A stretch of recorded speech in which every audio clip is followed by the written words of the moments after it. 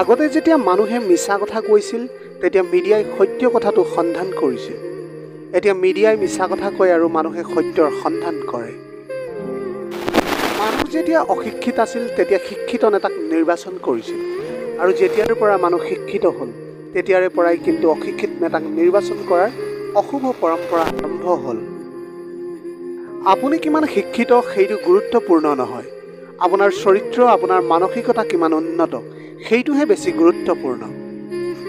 কাৰোবাৰ দামী গাড়ী গভীৰ নিশা নিষিদ্ধ গলিত গৈ ৰৈছে, ঘৰত অপক্ষাৰত পত্নী। জৰাজীৰ্ণ গৃহত দীৰ্ঘ নিশ্বাস লৈ পত্নীৰ সৈতে অবিৰত সপোন দেখিছে কোনোবাই আকৌ ভাবিছে আৰু কিমান দিন ডিভোৰ্চ পেপাৰত চাইন কৰিলেই মুক্তি। কোনোৱে আকৌ এটা সম্পৰ্ক ধৰি ৰখাৰ কাৰণে অবিৰাম যুদ্ধ কৰি গৈছে তেওঁৰ জীৱনত। কোনোবাই আকৌ সদ্যজাত সন্তানক ডাষ্টবিনত পেলাই দি দায় সৰাৰ চেষ্টা কৰিছে। কোনোবাই আকৌ এটি সন্তানৰ বাবে গোটেই জীৱন হাহাকাৰ কৰি ফুৰিছে। কোনোবাই এবছৰতে কিমানজন যে ভালপোৱা মানুহক সলনি কৰিছে তাৰ কোনো হিচাপ নাই।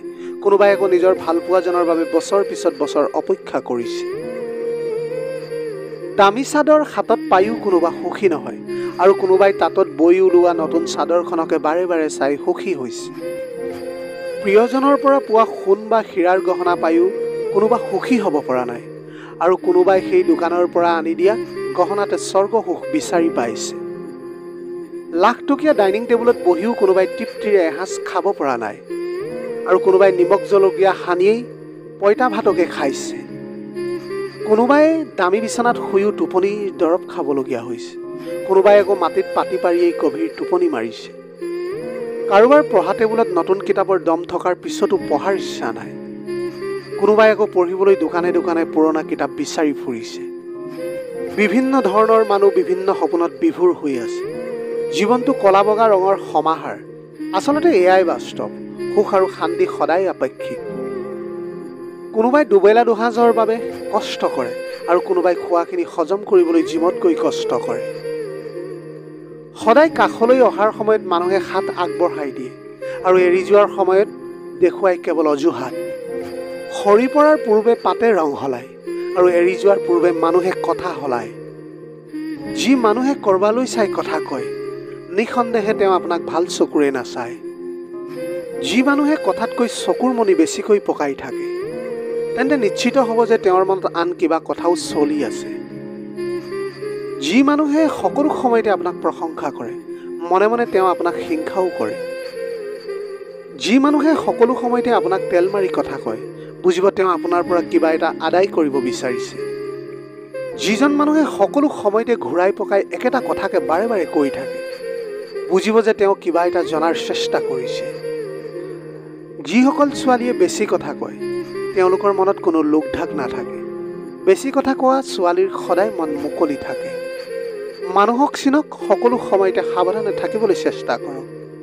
সকলোৰে জীৱনলৈ এবাৰ হ'লেও বেয়া সময় অহা দৰকাৰ, কাৰণ বেয়া সময় আহিলেহে মানুহৰ আচল পৰিচয় পোৱা যায়।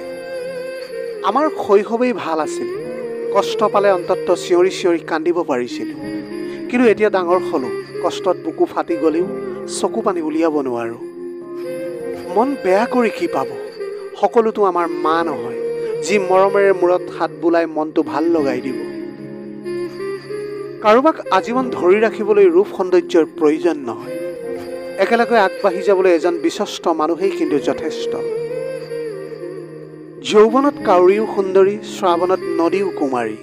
ক্ষমতাত থাকিলে মিছা কথাও বাণী, শক্তি আৰু টকা থাকিলে মূৰ্খবোৰ হয় জ্ঞানী। কোনোবাই যদি আপোনাক ঠগে, কোনোবাই যদি আপোনাক প্ৰতাৰণা কৰে বা বিশ্বাসঘাতকতা কৰে, তেন্তে এই 5টা কাম কৰিবলৈ চেষ্টা কৰক। 1 নম্বৰটো হ'ল, তেওঁৰ অবিহনে হয়তো আপুনি বহুত কষ্ট পাব। প্ৰতি মুহূৰ্ততে মৰি যোৱাৰ কথা মনলৈ আহিব, কিন্তু তথাপিও তেওঁক কোনো কাৰণতে ঘূৰি আহিবলৈ কাকোতো মিনতি নকৰিব আপুনি। 2 নম্বৰটো হৈছে, কোনো পৰিস্থিতিতে নিজৰ কোনো দুৰ্বলতাৰ কথা তেওঁৰ সন্মুখত প্ৰকাশ নকৰিব। যি এবাৰ প্ৰতাৰণা কৰিছে তেওঁ আপোনাৰ দুৰ্বলতাৰ সুযোগ লৈ আৰু ডাঙৰ অপৰাধ কৰোঁতেও বেছি পৰ নালাগিব। 3 নম্বৰটো হৈছে, আপোনাৰ হৃদয় থানবান হৈছে সঁচা, কিন্তু জীৱনটোক ভুলতো আনৰ বাবে থানবান নকৰিব। যিদৰেই নহওক নিজৰ দৈনন্দিন ৰুটিন বজাই চলিবলৈ চেষ্টা কৰক। 4 নম্বৰটো হৈছে মই মৰি যাম, মই মৰিলে সি বা তাই শিক্ষা পাব। এই ধৰণৰ চিন্তা ভুলতো নকৰিব, যি প্ৰতাৰক আপোনাৰ মৃত্যুত তেওঁৰ একো আহে বা নাযায়। 5 নম্বৰটো হৈছে প্ৰতিশোধ ল'বলৈ মন গৈছে, ঠিক আছে প্ৰতিশোধ ল'ব, কিন্তু এতিয়া নহয়, সঠিক সময় অপেক্ষা কৰক। আৱেগৰ বশৱৰ্তী হৈ কিবা সিদ্ধান্ত ল'লে নিজৰে ক্ষতি হোৱাৰ সম্ভাৱনাই বেছিকৈ থাকে। সম্পৰ্কৰ বাবে অৰ্থৰ নহয়, অলপমান বিশ্বাসৰহে প্ৰয়োজন। ভাল পোৱাৰ বাবে ৰূপ নহয়, এটা সুন্দৰ মনৰহে প্ৰয়োজন। মিছাক বিয়পাই দিব পাৰি, কিন্তু মিছাক প্ৰতিষ্ঠা কৰিব নোৱাৰি। সত্যক লুকুৱাই ৰাখিব পাৰি, কিন্তু সত্যক কেতিয়াও বিলুপ্ত কৰিব নোৱাৰি। অৰ্থই যেতিয়া কথা কয়, সত্য তেতিয়া মৌন হয়। যাৰ বিচাৰ আদালতে কৰিব নোৱাৰে, তাৰ বিচাৰ সময় কৰে, আৰু সময় যেতিয়া কথা কয় তেতিয়া সাক্ষী প্ৰমাণৰ কিন্তু প্ৰয়োজন নহয়। বেছি চিন্তা নকৰিব, কাৰণ আপোনাৰ চিন্তাই ভৱিষ্যতৰ সমস্যা দূৰ কৰিব নোৱাৰে, বৰঞ্চ আপোনাৰ চিন্তাই আজিৰ দিনটোৰ শান্তিখিনিও কাঢ়ি আনিব। আপুনি জীৱনটোক এনেদৰে উপভোগ কৰিবলৈ শিকক যেন আজিয়েই আপোনাৰ শেষ দিন। যেতিয়াই আপুনি বিপদত পৰিব তেতিয়া ধৈৰ্য ধৰিব। পৃথিৱীৰ সকলো মানুহে আপোনাক ঠগিলেও সৃষ্টিকৰ্তাই আপোনাক কেতিয়াও নঠগে। সঠিক প্ৰতিফল সৃষ্টিকৰ্তাই আপোনাক অৱশ্যেই দিব, কেৱল সময়লৈ অপেক্ষা কৰক। এই পৃথিৱীত সকলো ধৰণৰ অপৰাধৰ বিচাৰ হয়, কেৱল মন ভঙাৰ অপৰাধৰ বিচাৰ নহয়, কাৰণ ইমান ডাঙৰ অপৰাধৰ বিচাৰ কৰাৰ ক্ষমতা মানুহৰ যে নাই। কাৰোবাক যদি আপোনাৰ ভাল নালাগে তেন্তে গোপনে ৰাখি মিছা অভিনয় নকৰিব। তেওঁক মুকলিকৈ সকলো কৈ দিয়ক, কাৰণ আপোনাৰ মিছা অভিনয় কেৱল তেওঁৰ বিশ্বাসকেই নহয়, গোটেই জীৱনটোকে নষ্ট কৰি দিব পাৰে। দুৰ্বল কোনো নহয়, পৰিস্থিতিয়েহে মানুহক দুৰ্বল কৰি তোলে, আৰু কিছুমান ধুৰন্ধৰ মানুহে আনৰ সেই দুৰ্বলতাৰ সুযোগ লৈ নিজকে শক্তিশালী বুলি ভাবি লয়। শব্দৰ শক্তিক কেতিয়াও দুৰ্বল বুলি নাভাবিব। হয় বা নহয়, এই দুটা একেবাৰে এটা সৰু শব্দ, কিন্তু এই দুটা শব্দই কাৰোবাৰ জীৱন সলনি কৰি দিব পাৰে। আমি আমাৰ জীৱনত কিছুমান মানুহক আপোন কৰিবলৈ গৈ আমি দুখক আপোন কৰি লওঁ। ভাল মানুহ সকলোকে লাগে, কিন্তু ভাল মানুহ হোৱাটো কোনেও নিবিচাৰে। ভৱিষ্যতে যাৰ পৰা আপুনি সকলোতকৈ ডাঙৰ কষ্টটো পাব, সেইজন আজি আপোনাৰ সকলোতকৈ কাষৰ এজনো হ'ব পাৰে।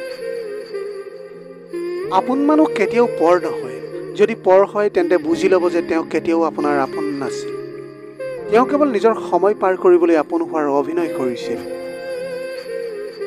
এই যে ফটো এখন চাই আপুনি কাৰোবাৰ প্ৰেমত পৰি যায়, আচলতে তেওঁ দেখাত তেনেকুৱা নহয়, সেয়া আচলতে তেওঁৰ এখন প্ৰতিচ্ছবিহে মাত্ৰ। এজন মানুহৰ চৰিত্ৰ আৰু জীৱন কিমান সুন্দৰ হ'ব পাৰে, সেইটো নিৰ্ভৰ কৰে তেওঁৰ মানসিকতাৰ ওপৰত।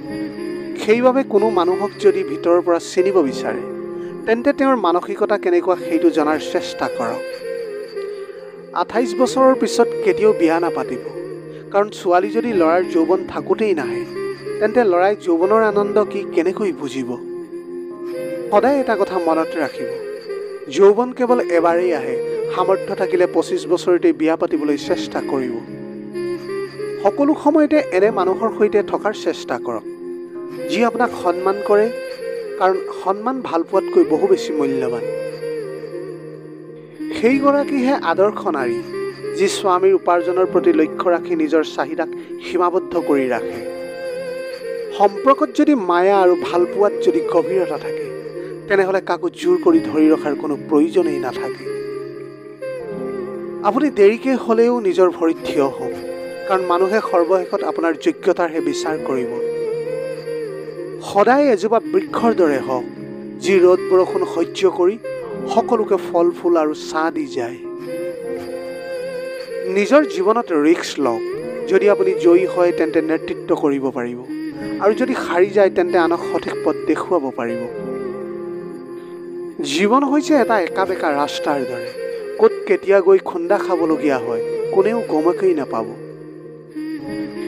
আমি সকলো সময়তে ভাবোঁ যে আমাৰ স্মৃতি শক্তি খুবেই দুৰ্বল, কিন্তু যেতিয়া আমি কাৰোবাক পাহৰি যোৱাৰ চেষ্টা কৰোঁ তেতিয়া বুজি পাওঁ যে আমাৰ স্মৃতি শক্তি কিমান শক্তিশালী, কাৰণ হাজাৰ চেষ্টা কৰিও কাৰোবাক পাহৰিব নোৱাৰোঁ। পাহৰি যোৱাটো ভাল। এই পৃথিৱীত সকলোতকৈ সুখী কোন জানে?